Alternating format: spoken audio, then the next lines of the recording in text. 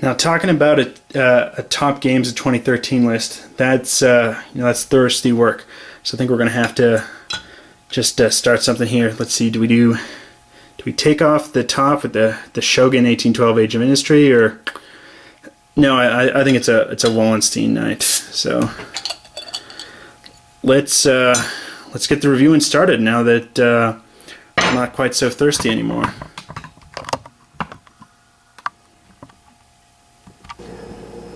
Well, now that we've had something to drink, why don't we just dive in to what I think are the top games of 2013. Now, this isn't going to be, a 2-hour long video like Undead Viking and his 30 games. I've narrowed it down a little bit more, and it's, he's got a great list there. I think you should check it out. But that's just a little too long for me. I narrowed it down a little bit more, and so these are kind of a variety of games. It's not a particular genre. Now, I know Joel Eddy in his drive-through review, he reviewed games based on the different categories, and his top 3 from this category, his top 3 from that category. I've just done kind of a general overall on what would I like to play, assuming I've got the time and it makes sense. So I don't have any microgames in here. These are all games that are probably at least 45 minutes and up. One's a little shorter, but it's these are just fun, interesting games. So without further ado, number 5. It's Freedom: The Underground Railroad. Now, Joel Eddy of Drive Thru Review put this as his number 1 game of the year of 2013, and I can totally understand why. It's made my number 5, and it's a fantastic cooperative game. Just really interesting decisions, very thematic, and I think honors the theme well. It's a tough theme to portray of smuggling slaves and slavery in the United States, but the game does a really good job. Components are excellent. It's always tense gameplay. It's always like, you're always on the verge of losing. Is how you go in, and it's just a great experience. It plays quickly, but the reason it's not higher is ultimately it is a cooperative game. You're not playing an opponent. You're just you're playing against the game, and sometimes no matter what you do, you're still going to get beaten by the game just because of that's the way the cards came out, that's the way the dice rolled. And to me, that can't be a number 1 game. This is probably the number 1 cooperative game out there. It's there's a lot of good cooperative games out there. This year I also reviewed Police Precinct, and that's an excellent cooperative game. This one's better though, I think. And this is the number 1 cooperative game I've ever played, but it's still a cooperative game. It's excellent. It's just not going to be a number 1 game because there's no competition except against the board. It does a lot of really good things well, and if you like cooperative games, go out and get this game because it's that good.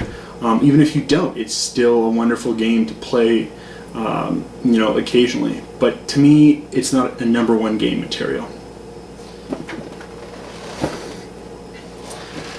Number 4 is Cube Quest. I've really enjoyed this game. I like dexterity games a lot. I'm a big fan of dexterity games, and this is a dexterity game meets chess. I really like the strategy here that you're trying to get your opponent's king while protecting yours. You've got different blocks that you're flicking. It's just a lot of fun. There's a few components issues with this. The mats don't lie totally flat, and then you're flicking these plastic cubes, and it hurts a little bit more than flicking wood, for instance. And I think those are kind of the 2 negatives in this game. Otherwise, it's so much fun, so strategic, and plays quickly. You know, to me, this is a game that could be expanded a lot too. You know, with different cubes that do different powers. But the fact, you know, you've got different cubes that do different powers. You've got, you know, the strategy of where you're setting, where you're attacking, how you're protecting your king. It really is. It's chess meets a dexterity game, and it's a ton of fun. But there are a few components issues, and I don't rate it higher because, you know, my wife won't play this game with me. She says it hurts her fingers too much. You know, there's a little bit there. I don't have an issue with it. Most people don't, but you know, I think if you're a little more pain sensitive, you might need to stay away from this game. But it's really fantastic, just a ton of fun. You know, one of the best dexterity games ever. If you like that, or even if you don't, and you just kind of like a strategic game, and you're trying to think, I want to move into dexterity, this might be the title to do it with. Moving on, we've got number 3. This is 1775. Now this solves all the problems I had with 1812, and it's just a wonderful game. You know, plays quick. You've got a ton of replayability and an interesting decision each turn. You know, this just is a lot of fun to play too. You know, and you can play it with almost anyone. You can play it with the lighter gamers. You know, you can play it with the war gamers. You know, who are a little more serious, because it still has that meatiness to it for a relatively light war game. Plays quickly. You know, hour and a half or less, and just interesting decisions each time. A ton of tension, kind of down to the wire, and it's a great, fun little war game on 1775. And you know, the way the cards in the cubes work, and I think this is just so much more balanced than 1812. 1812 was, you know, revolutionary in kind of what it did, but it wasn't a balanced game, and you know, it just wasn't as dynamic. Whereas this is a dynamic game that is balanced. Looking forward to the next one in this series. I think they're doing the 7 Years' War, you know, in North America, also known as the French and Indian War. Really looking forward to seeing that come out. But this is an excellent game. You know, go out and get it if you don't already have it. It's fantastic. Number 2 here is Rampage. And, you know, I've been eyeing this game for a long time, you know, way before it came out. Just, I love the Rampage, you know, the arcade NES versions. And this is that in board game format. This is the most thematic dexterity game ever. Because it really, you've got that feel that you're this monster kind of wrecking havoc in Meeple City. And it's a strategic dexterity game, and what's fun is, you know, there's multiple things you're doing here. You know, you're blowing, and some games have that, but you're also flicking. And, you know, there's a variety of dexterity elements here. You know, you can, you know, just flick your disc, you know, it's flat on it. You can also then get, you know, vehicles that you're flicking from the top, so you're adding the elevation element, and it's just, this is really a fun game. Plays quickly. There's just so much fun, and it just immerses you in the theme. Now, I haven't actually done a full-on review of this just because there's so many videos of it out there already. You know, I don't know if I will, you know, get around to filming it, but it seems like there's a ton of coverage there, and I kind of like to film, you know, videos of games that aren't getting as much coverage. I may get around to it just because I like it so much, but that's why I haven't done it yet. But it's just really a fun game. It's the most thematic dexterity game, and what I like is it incorporates several dexterity elements.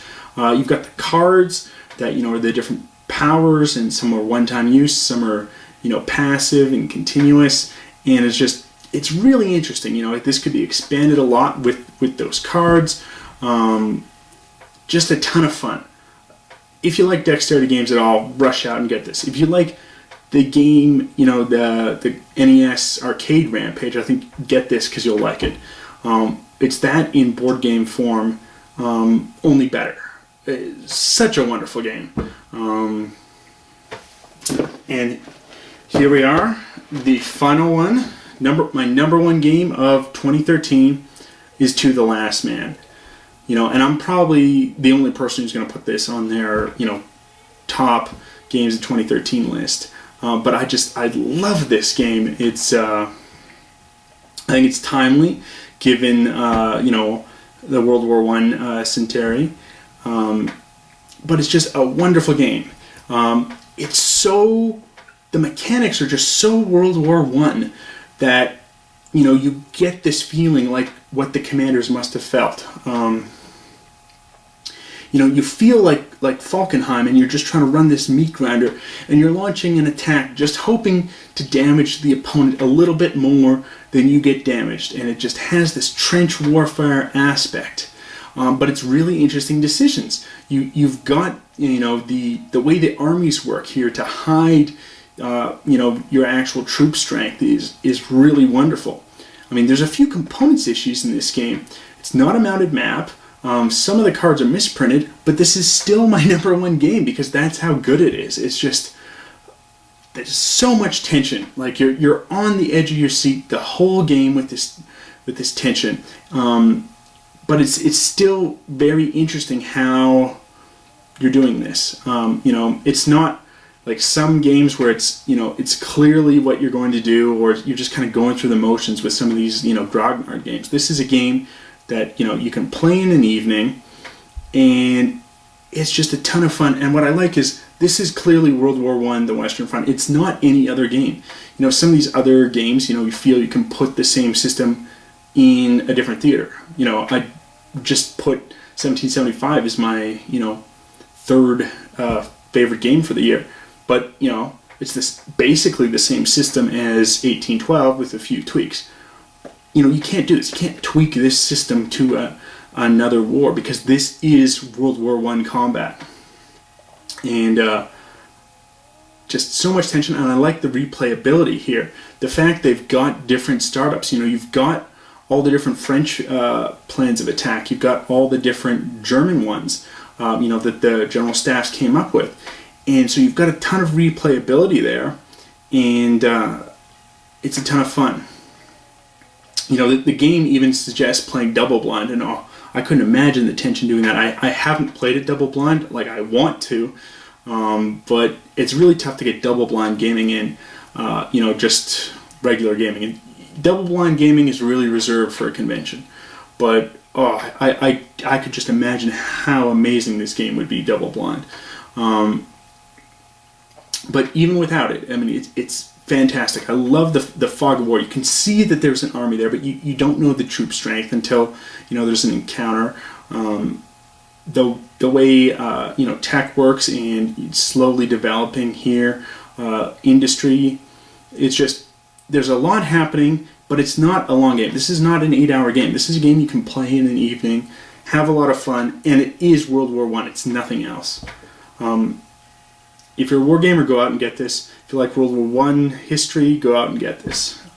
And I think even if you're not really a war gamer and you want to get into it, this is accessible enough that it's not it's not a 80-page rule book. It's not a 50-page rule book. It's something that's accessible that you can get into and have a lot of fun. And there's nothing else there like it, I think. Looks beautiful. The artwork on the cards is all really wonderful. It's a CDG, but not a traditional CDG. You could, I think, play this solitaire. I'm not a solitaire gamer, but it's not like a CDG in that sense.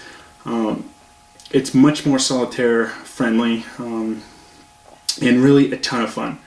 It's my top game of 2013. Till next time on the Board Game Blogger.